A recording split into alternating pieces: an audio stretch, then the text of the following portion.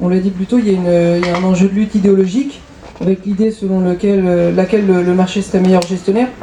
Mais il n'y a pas seulement ça, il y a aussi l'idée selon laquelle ce ne serait pas au rôle de l'État de gérer ça. Et on le voit avec d'autres domaines, je pense à la Française des Jeux, au barrage. Et puis en même temps, il y a autre chose.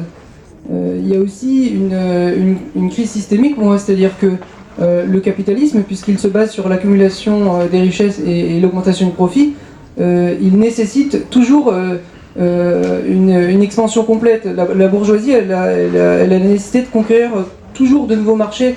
Et aujourd'hui, comme elle s'est expandue, elle a fini de s'expandre à travers le monde, elle ne peut plus s'expandre normalement, on va dire.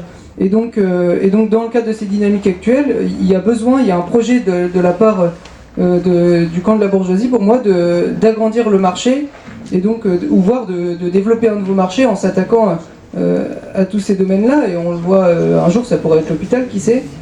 Et donc, ce que je disais, ça, pour moi, on le retrouve dans d'autres privatisations. On le retrouve donc dans les barrages, si j'ai bien compris, dans la Française des Jeux, dans l'aéroport de Paris. Et donc, ce que je veux dire, si je dis ça, c'est parce que pour moi le débat, il est donc entre d'un côté les intérêts du capital, sa nécessité de se renouveler et de survivre à plus ou moins long terme, et de l'autre entre les intérêts des gens, entre les intérêts de produire de la valeur d'usage pour les gens. Voilà.